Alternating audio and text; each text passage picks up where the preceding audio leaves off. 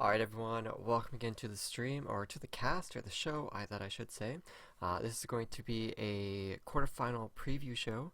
No, it's going to be a quarterfinal. We're going to analyze the two quarterfinal matches that were played, and then we're going to do a little preview analysis of what could happen in the semifinal games between Global taking on RokaHeat and Celsia taking on FirePizza.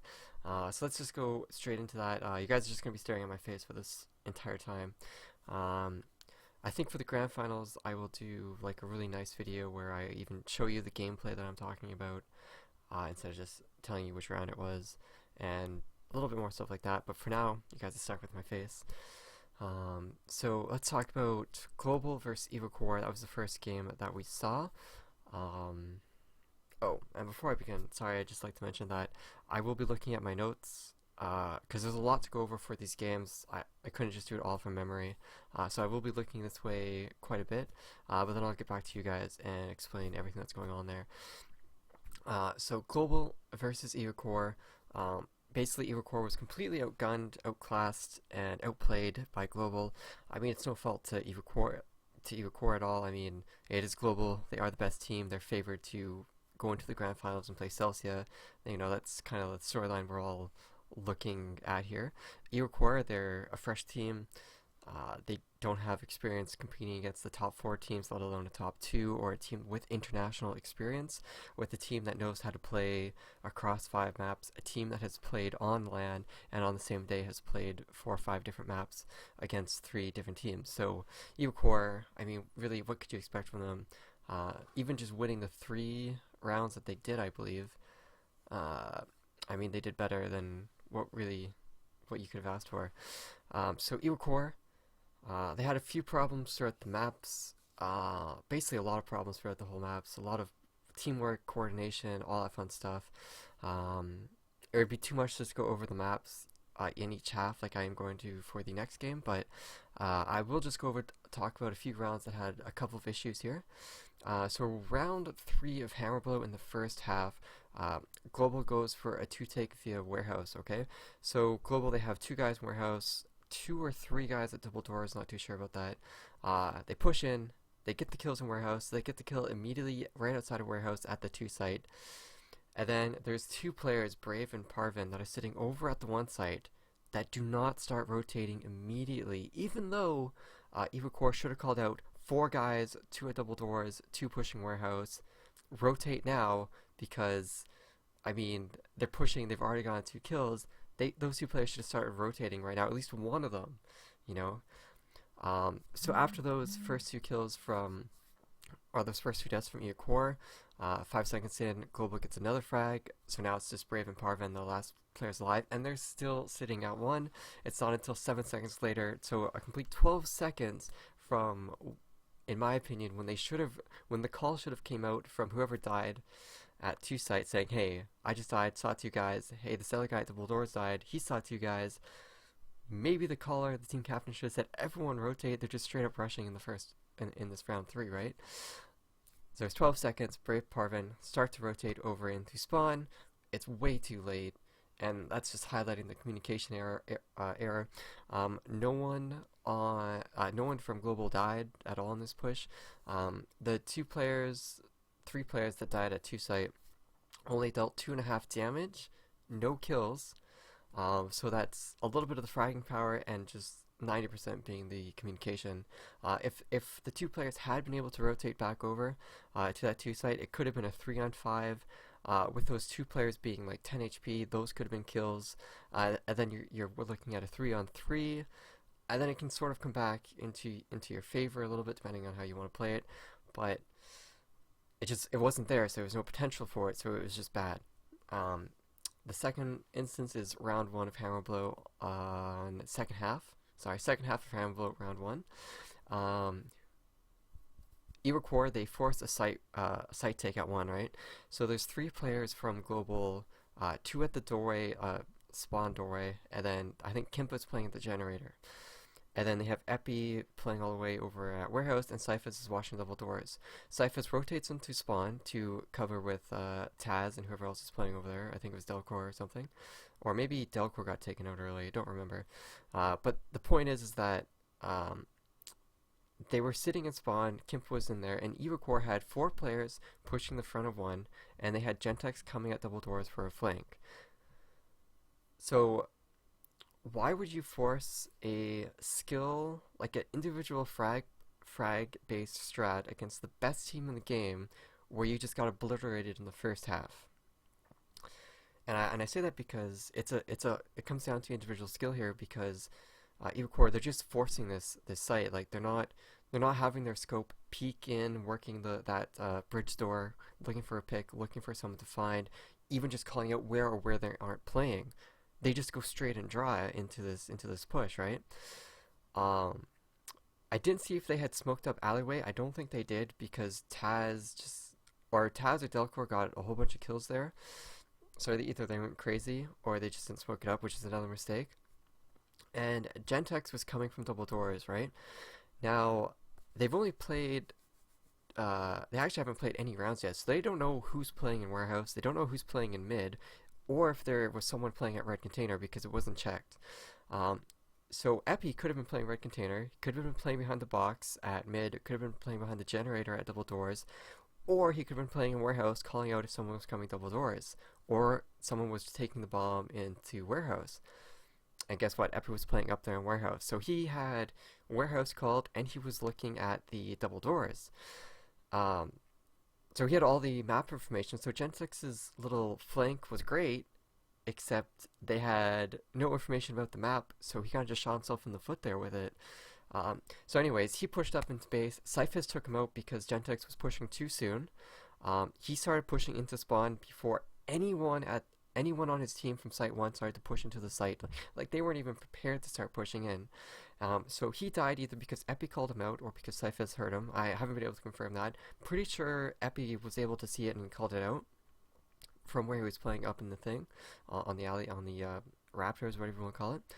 And then the other 4 players from eRaquR, 2 went in through the door, and 2 died at the alleyway.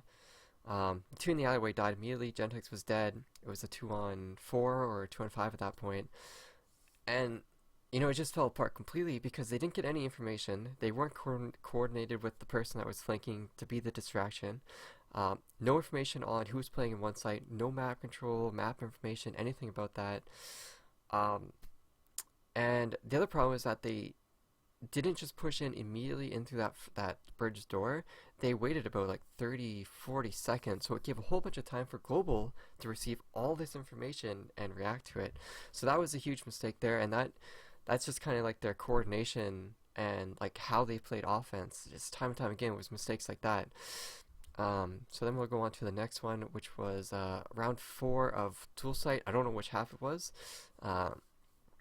eRaquR. Oh, this is where eRaquR started sitting in the base after they were defeated and just didn't know what to do. So eRaquR on this half, they either rushed as a group together, and they just got completely destroyed by the fragging power. Like first entry frag went to Global because that first guy got 2 frags, and even if that guy died, the rest of his team just from Global just swarmed and killed everyone. Or eRaquR just sat in base and waited around for Global to push them, which is going to end exactly how you think it's going to end, with Global completely winning the round by slowly killing the players that are just, peeking, or as Global just slowly gains complete map control, gets map information, and then just, it's the last possible situation that they can think of is, oh, they're camping in base, great, let's just wait here, slowly peek these angles, and just kill them.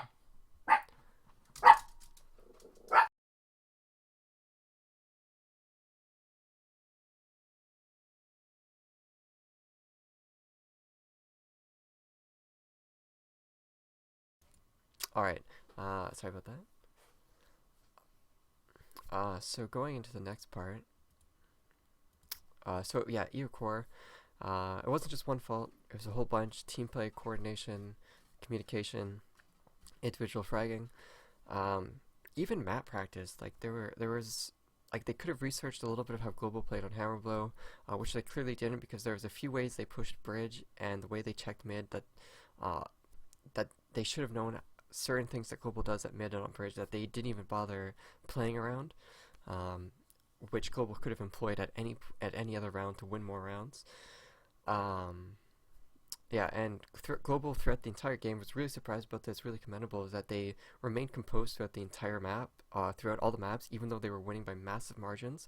And Global could have won this game by rushing bridge, rushing mid, rushing one site, two site, every single round, but they didn't.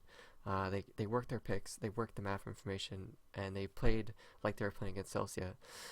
So it gave eRaquR no chance to win any lucky rounds at all, and just Global just took it. So that was that one quarterfinal game. The other quarterfinal game that we had was FirePizza versus SyroN. So really in total here, offense won this game. Jeremy and I went over this in our casting of the game. Well, actually, we kind of didn't, but offense won the game. It was something like 55, or I think both teams had below a 45% win rate on NRF rounds. So whenever the teams played on NRF, they had below a 45% round win rate, which is really bad on the first two maps. But on the third map, FirePizza had like a 77% win rate, so that bumped their percentage up to 55% or so. So overall, they did a little bit better on NRF, but NRF, which is terrible from both these teams, can't state that much. Every single map, defense was just really bad. Maybe exception for Cannon NRF from FirePizza, but even then, I mean, it's hard to say. What else do we have? Yeah, if SyroN had done better on EU, like just a little bit better, they could have taken it to fourth or fifth map. They could have won Cannon, could have won India. Their offense was just a little bit below what it needed to be, and that's no thanks to plays like Mashik acing or Infamous getting a 4K, or Infamous getting a 4K but still not winning the round, or Detail even just randomly stepping up getting a 2K as well. Or even Petaways, having these massive burst rounds where he gets a 3K, then they win the round. So it was really that bursty play that kept SyroN's offense down in the gutter a little bit. But what was I going to say? Yeah, if their offense was a little bit more on the fundamentals or basics, they could have secured it. Secured a lot more rounds on offense, except they were ignoring those parts, so it allowed Mashik or Infamous to do these big bursty plays. So now I do have specifics here. Yeah, sorry about that, guys. FirePizza. Yeah, actually, so FirePizza, they actually won their EU halves when they were playing on offense without dropping rounds most of the time. When SyroN played on EU, they won a lot of rounds, but they also dropped a lot more than what FirePizza did, so that's another thing to note. So let's look at Cannon offense here, or Cannon first half. SyroN was on offense, and FirePizza was on defense. So SyroN played EU okay on Cannon. I mean, EU on Cannon, you're supposed to just wreck the other team 7-2, not 6-3. I mean, 6-3 is okay. That's kind of what I'm getting to here. But there's a lot of room for improvement with how they were playing, just individually. Missing a few shots, but it didn't really matter as they were able to outnumber FirePizza quite a bit, because FirePizza, their NRF was just lackluster. It basically came down to Mashik and Infamous to save the day. Out of the 3 rounds, only 1 round came from the team not getting like a 3K or more from FirePizza. The other 2 rounds, Mashik got an ace, Infamous got a 3K. He did have a round where he got a 4K. I don't think that was... If it was Cannon, they didn't win that round, or something to that effect. But yeah, so it was Mashik and Infamous saving the day here, just a little bit, getting them 3 rounds here on EU, on defense I should say. But the strange thing here is that only 2 players on FirePizza had a higher KDR than the top 3 players of SyroN did. So a lot of 3 players on FirePizza Zek, uh, Petaways, I believe, and Detail, they just bombed this half. Completely, if Detail had been able to hold that 2 site, it wouldn't have been 6-3, it could have been 5-4, even could have been 4-5 yet. Detail had some issues at that 2 site, but again, his teammate didn't rotate over to retake that 2 site correctly to support him either. So that's where the other two players come from with their less of the impact as well. Just think like Mashik had a 1.9 KDR on offense, and Infamous had a 2.3 KDR on defense, and only 2 players on FirePizza had a higher KDR than 3 players on SyroN, or 2 players on SyroN.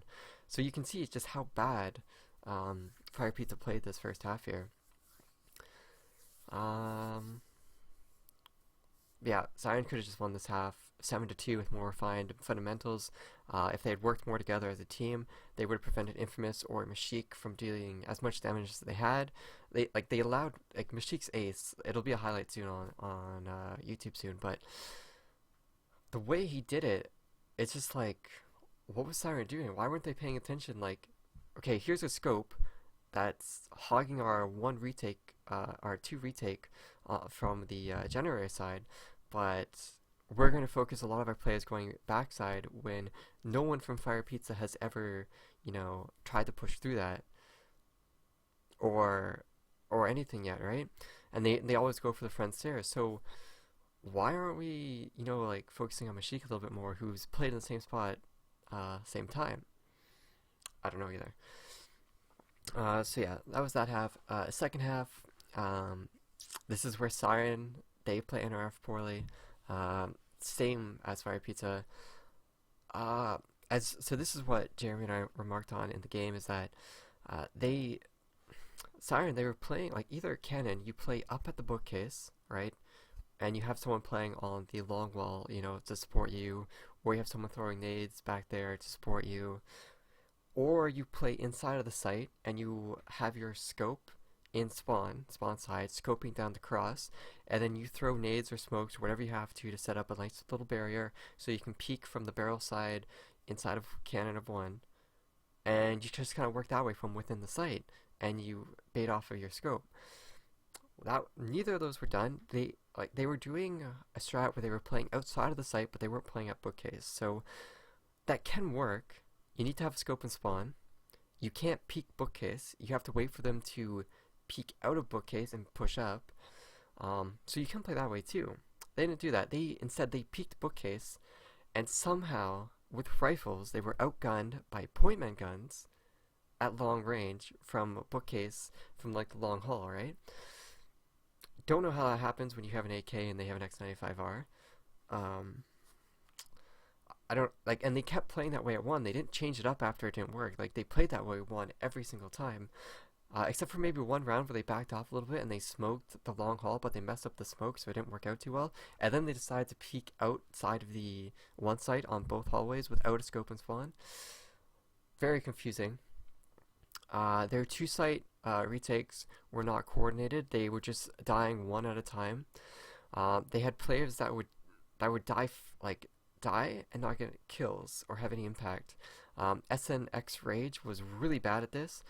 He had 0 first round kills, but he died 4 times first on defense alone. Not on EU and NRF together, just on defense alone.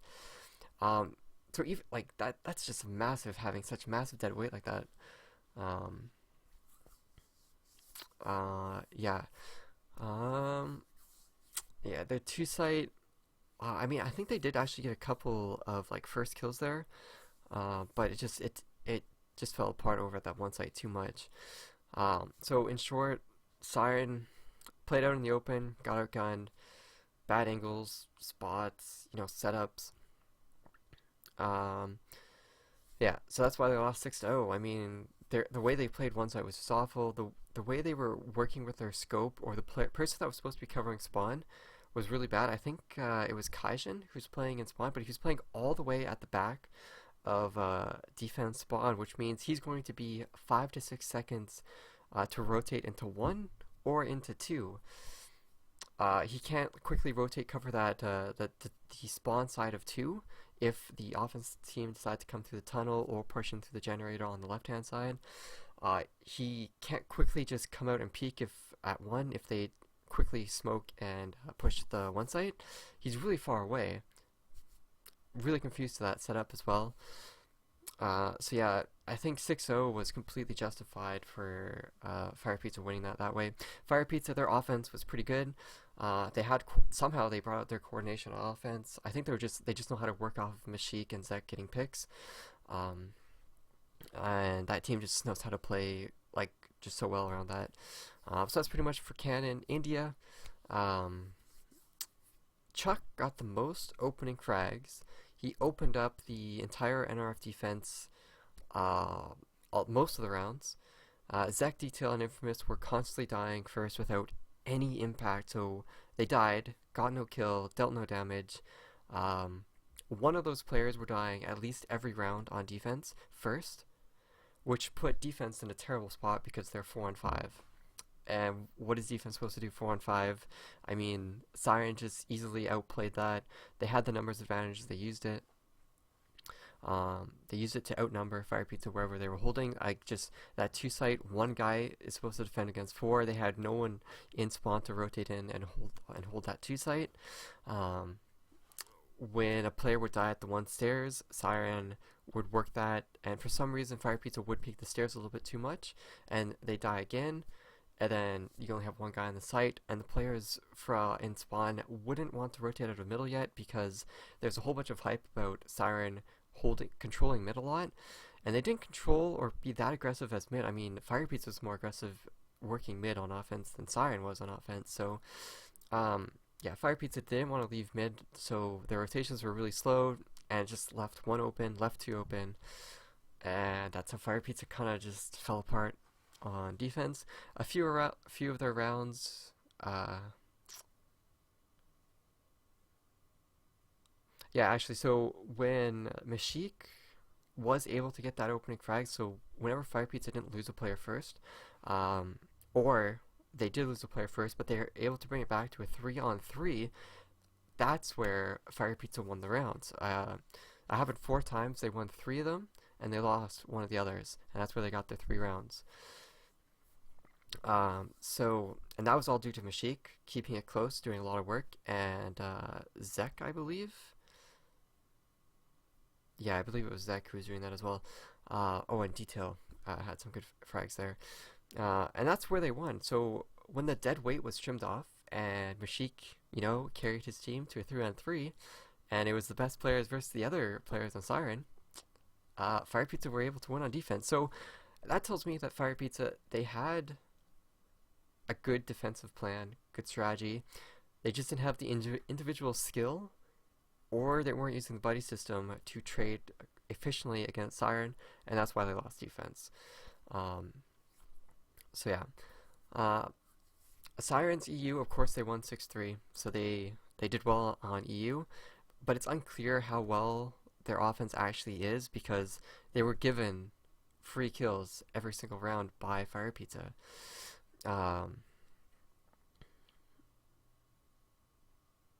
Yeah, so they won 4 of 6 rounds by FirePizza making multiple basic mistakes. So there's only 2 rounds where the players actually had to work for these kills or these entries, and that came from Cold Breeze or Chuck. Chuck went crazy, completely crazy, in the second half, I should say, not this half. But they were really good at getting these frags and stuffing up for the team when the scopes couldn't do anything, aka Keishan. We'll talk about Keishan in the next half as well. So second half, FirePizza taking offense now. Consistently outplayed SyroN on the post-first frag scenarios. And what I mean by that is FirePizza got that first kill on whomever, right? And we'll talk about this later, who they were getting these first kills on. And they were able to work mid or that 2 site efficiently enough to grind out another kill, or to secure the site, or to get kills through mid, and then get into the 1 or 2 site. And that only works when the defensive team is down a player, because if they're not down a player, then they have enough players to field all the different angles, and then if you try to peek, you'll get trade killed, or things can just go really bad. When it's 5-on-4 and you're on offense, it's just so much easier to work that correctly and not lose any kills to, or lose any players to it. And it was just a methodical, same every single time. That's what FirePizza did. SyroN, they tried to adapt with the change of rushing down mid. You know, that only works so many times. They also tried to be aggressive later on by pushing pillar or by pushing stairwell. Neither of those worked. They walked right into Mashik or Zek. Like Kijin would go backyard with no support. We'll still talk about this. He would die to Zek.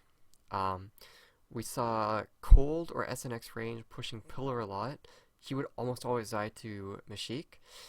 And then there was, I think Billboy was, no, I don't think it was Billboy. It was someone else playing mid. Oh, I think it was Kijin playing mid in the first little part, and he was getting dropped as well. Then he rotated over to play inside it too, and that's when Billboy picked up the scope, and then Billboy was actually able to do something. But the other big thing here for SyroN was Kijin. He was more dead weight than the 3 dead weight players of FirePizza in the first half. 7 rounds. Yeah, so 7 rounds, Kijin died 6 times to Zek, and he only got a kill once. So he's 1-6 in. So he's got first kill 1, total kills 1. Actually, no, sorry, he might be he's at 3 because he got 2 kills that didn't mean anything in this half. He got a nice double kill, but they still lost the round. So yeah, and then he had 6 deaths to. I think he had 5 deaths to Zeke for sure. I'm not sure if the 6 was actually onto Zeke or not. But that's just so bad. You're the only scope for your team. You die to Zek 3 times at mid, and then you die to him another 2 times over at 2 site, or actually in backyard as well. And it's Zek. Zek is he's like the backup scope. Majik is like the main guy, right? And it's Zek who's killing you. So Kijin is just this dead weight. So it was effectively 4-on-5 this entire first half, second half on defense for SyroN, and playing defense 4-on-5 is really hard. The other problem is Mashik. 3 rounds, he got a kill at the same time that Zeke or Zek got a kill on to Kijin. So Kijin would die, and then a rifle would die by Mashik, and now it's 3-on-5. So 3 or 4 rounds were just 3-on-5 immediately. No wonder FirePizza had such an easy time getting these offense rounds. They only went 6-3. I think they could have done a lot more if they didn't mess up. Because the one round they lost was from SNX Rage. I don't know. This guy plays terribly on Cannon, does really poor in the first half, and then all of a sudden gets this 4K that does actually make them win the round. So I guess if you're keeping a player on your roster to win 1 round in 3 maps, Rage is your guy. I mean, I don't know. I'm not trying to hate on the guy or anything. Like, maybe he just had an off day or something. But it's just kind of funny how poorly he played, and then all of a sudden he pulls out this 4K massive clutch, and it was a really smart play. Everything that he did in this, and he just pulls it out of nowhere, and we weren't expecting it at all. So they won a round like that.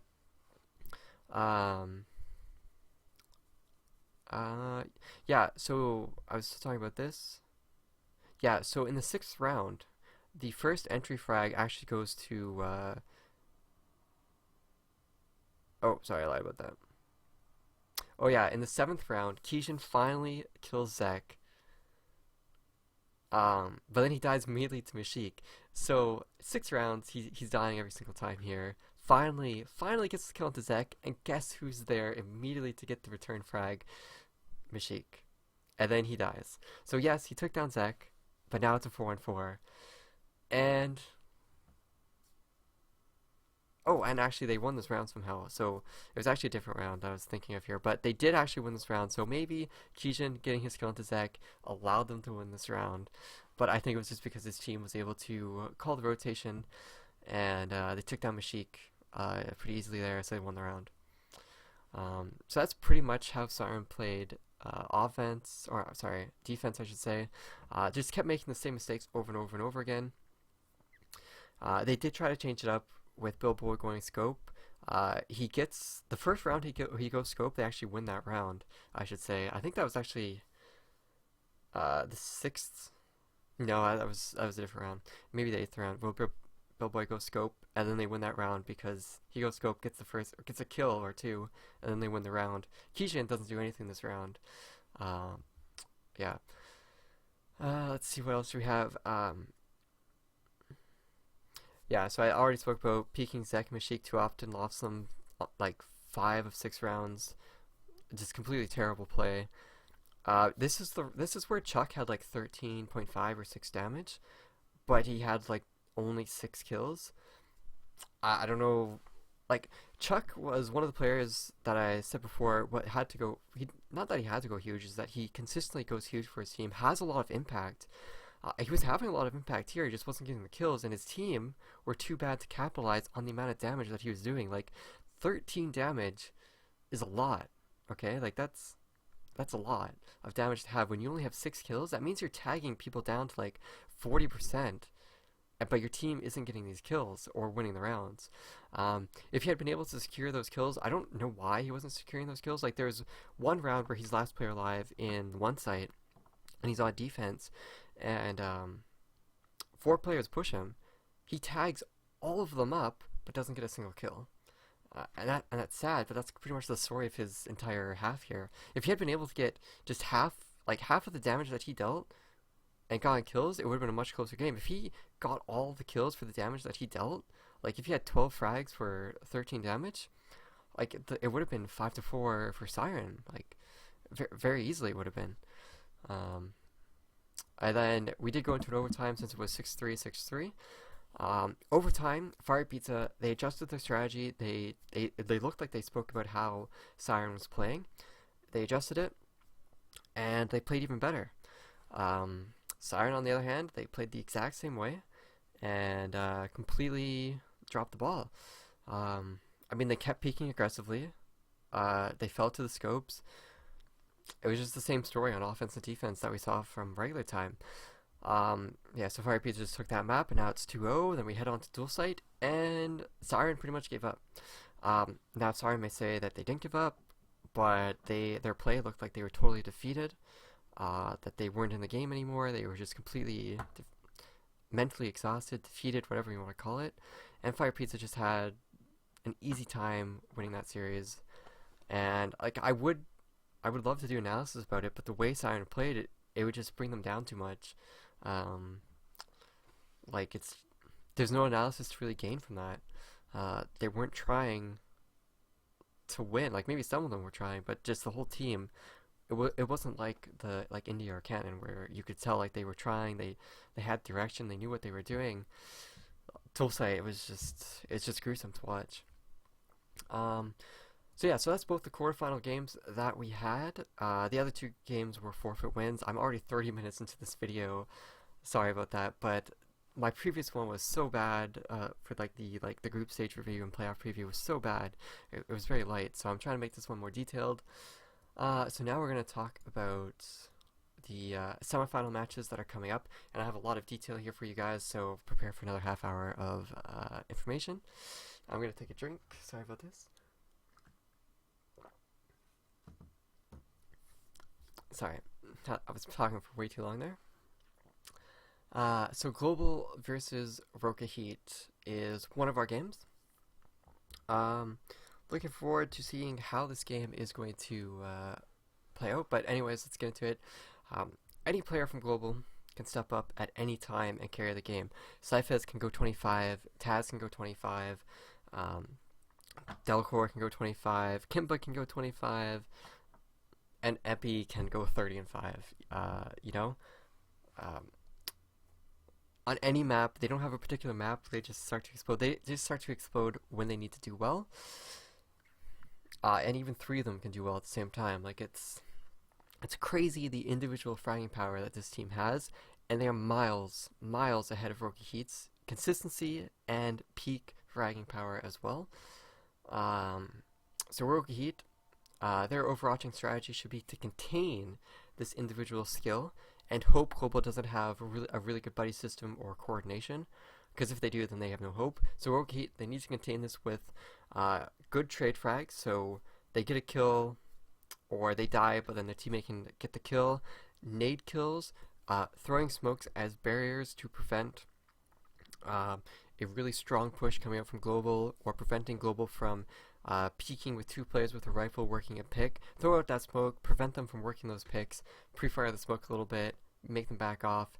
They need to do stuff like that, and of course that buddy system needs to happen every single time there's an encounter, because 90% of the time Global is going to probably win a one-on-one engagement against any RokaHeat player. It's just how it's most likely going to come about. So yeah, specifically for RokaHeat, Wicked, he needs to be at the top of the scoreboard. He can't be at the bottom. He really has to be first or second in that scoreboard, and he has to be actually getting like that first opening frag. He has to be getting those, like, that kill as they're rushing into the site, or he has to even get a kill when they're trying to retake a site or something. He has to have impact as a scope like that. If he's not getting those key, crucial, big impact scope kills, it's going to be on to his team to get those kills, and it's going to be really hard for his team to get those kills. So it has to be him, unless someone else picks up the scope. He's very inconsistent as of late, onto like how well and how much impact he has. Like, I remember a time where Wicked for 2 months straight, he was performing on par with Timmy and all the other scopes at the time that were playing really well. Like, he was no doubts in my mind that he could go toe to toe. 2015, I mean, it was shaky. Like, sometimes he bottom frag. I mean, I think there was a time where Timmy just completely didn't drop a single kill to him. He just, every single time, Timmy just took him out. So stuff like that can happen. Cactus and Kybal have to have impact. These are two players that have fragged well, but they have consistently fragged under what they should have against opponents they should have done better against. And like, when your scoreline is 5-4 against like one of the teams that they played in the group stage, that's a big red flag. That Cactus and Kybal need to have more impact, especially when they're just in the middle of the scoreboard or even at the bottom. It's not just about them getting exit frags and stuff like that. They need to kind of do a little bit about what I was talking about Wicked, is they need to get those, they need to deal damage. So say like someone's pushing tank on dual site, Cactus or Kybal needs to like hit that guy once or twice through the green box, or they need to get their nades to land and knock that guy's helmet off. They need to catch the guy, shoot his leg or foot once or twice, and then just dip out of that stairway spot and be safe. Plays like that is what they need to do so they can have impact without dying. The cause always seems to be a consistent player with impact. I mean, I've been able to see most of RokaHeat's game. I've had to look at the MOS files and the screenshots and just talk to the players about how they feel and how they play. The cause always seems to be consistent. His consistency needs to be a little bit higher in this game, I think. If not, he'll get completely shut down and have no impact at all. Who else do we have? Rocky Memo, X factor of the team. We've seen this guy go. He had like a 16.5 to 5 game against some team. Other times, no impact at all, and relies on the rest of his team. If this guy can do really well, then I mean, they'll be able to win a map maybe. So like, if Wicked top frags, Rocky Memo has a really good game. I think they could surprise Global with a 10-2 victory on a map that they pick. On a map that is Global's pick or Global's good on, maybe they could, like, I don't know, 10-7 loss or something to that effect. But if none of this goes to plan, none of these players really step up, it's just going to be like a 9-0 or 8-1 halves for sure. So let's look at pick bans here. So RokaHeat, they like to pick Cannon. They actually pick Cannon twice. They pick Duel, Hammer Blow, and they always seem to ban Fox and Airplane. Now, they banned Fox and Airplane probably because those maps aren't played, so they don't even want to try and touch them. And they're probably just confident in all the other maps to play, and they don't really want to jeopardize anything on Fox or Airplane. These are group stage games that I am taking these stats from. But Canon being picked twice, that's no mistake. That's probably that should be their best map, the map that they are going to want to pick. However, Global, they pick Black Scent, Harrow, India, Fox, and Dual Sight. They picked India twice, and we know how well they can play on India. We know how they played against Celsia on this map. They banned Dual Sight twice, and they banned Canon once. So if Global does their homework, which they do because they know how to do pick bans, I looked at all their pick bans from all their matches. They banned specifically against Celsia, RokaHeat, and RokaHeat and Celsia at least. So they know how to do these pick bans, which is great. Yeah, so sorry, I lost track there. But Global, they can play pretty much any map. It's not too much of a big deal if they don't get to play one of their favorite maps. It's a huge deal for RokaHeat that they're probably not going to be able to play Canon. Global will probably ban Canon right off the bat. And so it'll force RokaHeat into a scenario where they're like, okay, they banned our best map. Well, our second best map may not be as good as Canon, which is sad. So now we have to decide, are we going to ban a map that Global's really good on, and then contest them on Fox and Airplane, and have a chance on there because Global probably doesn't play those maps as much, and if we can get one of those maps as a fourth map, then we're golden, or even as a first map even, or second map I should say. Or they ban Fox or Airplane so they don't have to play one of those maps, but then they have to try and contest Global on Black Scent, Harrow, and Dual Sight, which is going to be really scary for them to do. Even then, Dual Sight is a map that they could try to play on, so I would say that RokaHeat should try to ban out India, for sure, ban India against Global, 100%, 120% even, and then pick, you can either pick Fox or Airplane and go for a risky, lucky win in your second map pick, so you can guarantee that you'll be able to go to a fourth map, which is where you want to get to play Dual Sight, and then the fifth map will be probably Fox or Airplane. So that should be the plan, or they can do Dual Sight as their first pick and try to contest it on that, though I think it's less likely for them to win on Dual Sight than Fox or Airplane. But they could, because Global does have issues on Dual Sight that haven't been rectified yet that we've seen in a game. So there is potential there for Dual Sight, but again, Global could have already fixed those Dual Sight issues, so RokaHeat kind of needs to discuss that amongst themselves, how they want to play this. But I think that's how they should do it. I think that's how they could get 2 map wins. I don't think they could win the 5th map. Even going through this journey and drilling down, struggling as hard as they could to win those 2 maps that they picked, I don't think they'd win that 5th map. Global would just turn it on immediately and just win. And even then, to win those 2 maps, it's still not like a guarantee. RokaHeat, like in my mind, I think like 20-25% chance of winning that second map if it's Dual Sight or if it's whatever. Fox Airplane a little bit higher, maybe like 30-35%. If they prep up those maps, have some strategies to do. But again, it's Global. I don't think Global's gonna have so Global, they're going to win Harrow and Black Scent. They will pick those maps for sure. Maybe they'll pick Airplane, just because. But Black Scent, Harrow, they'll pick those maps if they're up and India isn't. Fox could be picked too. We have seen that before, but I think they picked Fox that one time because it was Fox or Airplane or something. I think Global wants to ban Canon. I think them banning Dual Sight would be a huge mistake. I think they have a higher chance winning on Dual Sight than they do on Canon. I think Canon, RokaHeat, that's a map they play a lot. RokaHeat would just have to practice less in order to have a higher chance of winning on that map. Global could completely win out on Canon, but if you want to play safe, ban Canon. Yeah, so RokaHeat can't keep India in. Global likely to win 3-0, but RokaHeat has a path to a fourth.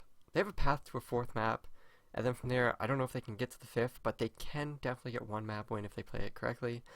Don't foresee RokaHeat coming out on top. and that's just the first game. So now we're going to talk about FirePizza versus Celsia. Alright, so FirePizza versus Celsia. Celsia has a lot more to worry about than Global in this game because they don't have that individual fragging power to as like a safety net. They do rely on their teamwork and the buddy system a lot more than any other team. That kind of like covers their individual fragging power a little bit and some of the little mistakes they make with the one-on-one duels that they sometimes do, but not too often. What I mean by that is like player A peaks player B when he shouldn't have peaked player B, but it's okay because player A has his teammate covering him to get that kill, even though it was a bad peak anyways. But that doesn't happen that often for Celsia. And I think like when you have Mashik and Zek who show that they can get opening frags like that, mistakes like that could have some potential for some upset round, half, or map wins here. But again, it's going to be Mashik or Zach that need to capitalize on those types of scenarios without dying. That's a key thing. Get those kills, run out before Celsia can capitalize on you. So yeah, basically for Celsia, Timmy doesn't really have to drop bombs, but if he does drop bombs like he did in mid 2015, then Celsia has nothing to worry about. Or Mankey can just grab how well he was playing in 2014. Any of those players could show up. Ciboulette could show up. Dollprane with his stupid M4 could just carry the game as well. Or any of the players really on Celsia could just magically step up as well. Wouldn't be too surprising. FirePizza, apparently Mangos may or not be playing, I don't know, but as we saw, they don't need Mangos. You know, if you had covered the player names, Mashik would have looked like Mangos. Just for the way he was playing, even arguably played better than Mangos, had a lot of impact that Mangos doesn't have. Though, didn't have as many crazy clutches or crazy rounds as Mangos, but still had quite a few himself. But Mangos would help their team dynamic, I think a little bit more. I'm not sure if their team dynamic would outweigh having more impactful players like Infamous or something, or Detail or something like that wouldn't be playing. So Detail did have a few rounds where he did have impact against in the previous quarterfinals, so can't really overlook that too much. So it's a mystery there. Would like to see them play more games, but we've only seen them play like this way. We need to see Mashik with his consistent performance. If Mashik does not play the way that he played against SyroN, they will lose every single map. It's kind of like how Wicked has to play at the top, but not as much pressure. Mashik just has to be first or second and just make, maybe half the shots that Wicked would have to make against Global. Pretty much because the rest of his team is capable of going toe-to-toe here against Celsia. Let's see, Infamous. Actually, Infamous and Petaways are really good things here. Is that Petaways and Infamous have like these really massive rounds where they go absolutely crazy, get 3Ks, get 4Ks, whatever. But then they have all these other rounds where they do nothing. They have no impact, no kills, no damage dealt, nothing, no smokes, no nades, not supporting anyone. So they need to change that role a little bit. They either need to spread out their massive impact in these few isolated rounds to all the other rounds where they get one frag, where they deal 50 damage, or they kind of support their scopes or their other rifles that are consistently getting kills, like Zek or Mashik or sometimes Detail, but I don't think you want to support Detail. Maybe Detail should support one of these players so that they can kill exchange correctly. But just stuff like that is where they need to come out on top. Yeah, so Zek, he was running scope, and it looked like he did great on India, okay? No problems there, but there were all these kills against Kijin, as I just spoke about. Without those kills against Kijin, he had like, I think he was like 12-7 or 11-7. Without those kills, he would have been like 6-7. He would have been negative, right? So there's that. And Kijin underperformed terribly. He had really bad angles that he was peeking. So easy kills for Zek, right? So Zek being a scope here, he's not going to have these easy frags to get. He's going to go going up against Timmy. Very good scope, especially on defense, who has crazy rounds on defense. And Timmy is never playing alone. He always has like Dollprane or someone supporting him. So Zek is going to try and peek Timmy Dalaprane will kill him before he even gets a shot off onto Timmy. Timmy will just kill him because he's covering a better angle. Zek needs to work on peaking his angles, because I noticed this on India. He peaked really wide, and he was scoping in a little bit too slow before, like after he was already visible to the enemy. Somehow Kijin couldn't capitalize on this. I don't know if it was like, I don't know what it was. But so that's kind of what I noticed from that. Timmy will absolutely annihilate Zek if he tries to do the same way he played, so he needs to refine his play a lot. Detail, just like SNX Range in one of the quarterfinal games there, Detail actually had a round where he died like 3 times with zero kills. He just died first 3 rounds, which is really massive to have no impact for 3 rounds when only like 9 rounds are played. That's a third of all rounds you did nothing. Massive. So Detail, basically what I just said about Infamous and Petaway is either they need to change how those 3 players really play with each other, because I think if they play with each other more or they support their scopes, the team dynamic will just be enhanced greatly. Like Detail had good rounds against SyroN, don't get me wrong, he's not like bad or anything, but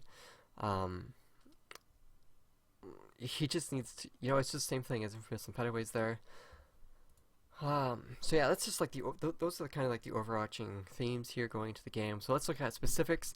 Celsia, they ban India and Cannon. They pick Dual Sight and Hammer Blow every single time. No surprise, Dual Sight has always been a map they felt comfortable on. Arguably, probably not their best map. I mean, yeah, 6-0 in Global is fine, but then you just got 7-0'd by Global yourself, so yeah, it's great that you can do that against the other team that can actually contest against you, but so when they're not playing against Global, the idea is that either they'll just be able to annihilate anyone on Dual Sight because they're just this top team that can 6-0 Global, or one of their halves, offense, is really bad, and that could be a potential for FirePizza to come out on top. I don't think FirePizza is going to be able to do it, so I think Dual Sight has to be a ban for FirePizza, like immediately. Like, why even risk, taking Dual Sight, a map that Celsia has continually played throughout all of AWC 2015. They played Dual Sight so much. Why would you even try to contest this map, especially when they're first picking it as well? And then the second map, of course, is Celsia on Hammer Blow. They picked that twice as well. I don't actually know Celsia and Global who's better on this Hammer Blow map. Very different styles of playing it. Like Celsia, they play that red container a lot. Global, they play the double doors a lot and warehouse a lot. Though Global has actually changed how they play Hammer Blow. So I guess it's really unfair to say how to really compare since we haven't seen them play that map yet. So yeah, a little 2015 stuff outdated here, guys. Sorry about that. But yeah, so FirePizza, they banned Fox and Black Sun. No idea why they banned Fox hunting. Maybe they're really bad on that map, but usually that map is like the last map picked. It's always a 5th map. It's always out in the realm. It's pretty much a ban in itself. Not sure why they banned that map. They kind of wasted a lot. And then the other map they banned is Black Scent. They pick India, and they pick India, Cannon, Hammer Blow, and Airplane. They're really good on Cannon. India is definitely a map that they should try and pick. Celsia, I think they've lost most of the times they've played Global or Andromeda on that map. So I'm not sure if it's what Kimpa and Cyphers bring, or if it's what Epi and Taz and Delcor bring on that map. Probably Delcor and Taz. So there's that to consider. And then they pick Hammer Blow and Airplane. So let's talk about this. Celsia should ban India. It's their most often banned map. It's the map they most consistently had problems winning on. And they always went close against a team, even if they won that map. So just to play safe, keep it safe, ban India for Celsia. FirePizza as well, they love that map. They play it a lot. They play it the most.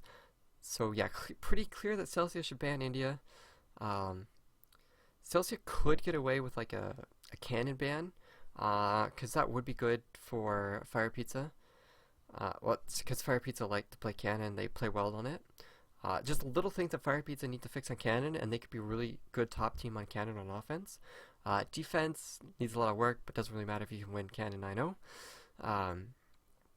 But like Celsia could win India against FirePizza. It's a really big risk. Let's see what else do I have here. Yeah, so FirePizza then, their ban should be Hammer Blow. Um, don't don't mess around with, like, okay, you have dual sight and Hammer Blow. Um, I know this kind of contradicts what I said about dual sight being a 6-0, and it's either they have to decide between, do they play a map where they could potentially win because Celsia has really terrible offense, or Celsia just messed up and had issues on that map and they're still really good on that map, but they still play it a lot. Or there's Hammer Blow, where Celsius is actually just really good on this map, and they know how to play defense well. They know how to play offense well as well. Their offense is much better than Global's offense, I'd say, at least from 2015. So ban Hammer Blow so that you can play a map where you actually have a little bit of a chance of winning offense, and you win 3 rounds on win 3 rounds on the defense. Lose that, but then like lose 6-3 on defense, but then just come out strong on the offense and beat down Celsia, exploit whatever weaknesses they have, research their gameplay and the maps that they've played there, and just take that map as the first or your fourth map, or even the second map, because Celsia will probably pick it. Let's see, what else do we have? So there's also Black Sand. So FirePizza should pick that dual site, maybe pick it, or even pick like their airplane map if they want. I don't know how good they are actually on airplane, but Celsius would definitely struggle with that map. So maybe it's a little bit like the other semifinal game where they pick airplane second to get them to that fourth map for sure, which would be dual site or even Black Sand, which I'm about to talk about, where they would have to struggle against Celsia, but they have a much higher potential of winning those maps than, say, Hammer Blow or even Cannon. I think Celsia could just win on Cannon straight out, but since I think Cannon does fit Celsia's playstyle more. The fifth map would be Fox Hunting. So really, it's Celsia. They're going to have what are they going to have? Sorry about this. Yeah, Celsia could do like a Cannon, dual site pick, and then we could see from FirePizza an airplane,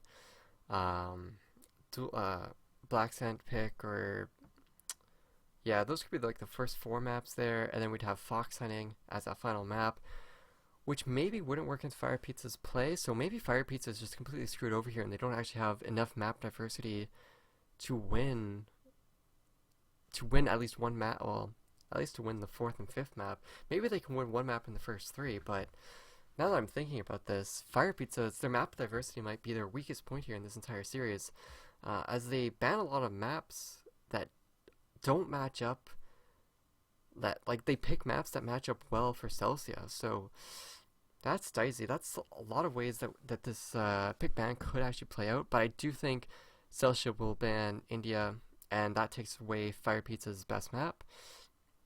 And then FirePizza has to pick Fox. Like they have to ban Fox, or they have to ban Hammer Blow, really. If they ban Fox, then they're playing Hammer Blow. If they ban Hammer Blow, then they're playing Fox Hunting, which is the map they first ban anyways. So that they go out of their way for. So I think they're probably screwed either way if it does get to that 5th map. But I don't even think they're going to be able to win 3-1 or even 3-0 against Celsia. So yeah, so I guess that just leads into the next point, that Celsia is favored to win pretty much on any map except maybe India. Celsia should win 3-0 for sure. FirePizza, they could win Cannon Airplane, but not Fox Dual Site Black Sand. So somehow they have to get Airplane as the 4th map, but again, if they take it to 5 maps, they will lose 3-2. I think they will lose 3-1. I think that's the likely outcome of this game. Well, the likely outcome is probably 3-0. Yeah, 90% sure it'll be a 3-0. Could be a 3-1. Very unlikely 3-2. Very unlikely that they upset. But yeah, that's it, guys. It's almost been an hour of this video. So I went into such a long, detailed analysis. Hopefully you guys enjoyed it. But yeah, that's about it. Hopefully you guys can tune in for the semifinals. Not sure if it's going to be Friday, Saturday, or Sunday, between 1600 and 2200 CET. So go follow us on our Twitch channel, because you will get notified when we go live. Follow us on Twitter or like us on Facebook, as we will post the schedules on either of those as well for when they're actually scheduled out later on in the week. Subscribe to us on YouTube to catch the highlights and the VODs. We're almost at 600 or something likes on Facebook. Go like us on there, break us to that point. Big news on Twitter. I've been posting a lot of match stats. Like, I've been posting the KDRs for the EU side for each player, the NRF side for each player, the overall KDR, the total damage, the total damage per round. Like, I have like 32 metrics per player and 17 metrics per team that I keep track of per match. So I'm keeping track of this stuff now for the playoffs. So follow us on Twitter if you guys want to get notified for these cool stats that I've been going out. Like, for instance, Pettaways had a 1.7 KDR against SyroN overall across the whole series. Cold Breeze had like a 0.89 total damage around. Kijin, oh, this is a good one. Kijin on India. On EU had a 0.5 KDR, and then on NRF he had a 0.6 KDR. He's the lowest player with overall the lowest KDR on India. Like, he bombed on India so hard. Don't mean to rag on you, sir, but that's just how it is. Also had the lowest KDR. Actually, no, Mr. Billboy. Nope, SNX Range had the lowest KDR out of anyone in the FirePizza game.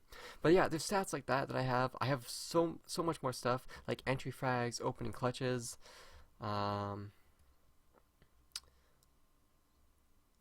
Like, who is this player that had 4 entry kills and 2 deaths? Yeah, so Cool Breeze had 4 entry kills on India, but then had 2 deaths on India as well. But yeah, that's just a preview of all the stats that I have, guys. Hopefully you like it. Go support us on CGO. You support the players and teams that way as well. Sign up for the ESL. Come out and watch the semifinals. And don't miss the grand finals in 2 weeks from now as well. We'll see you guys soon.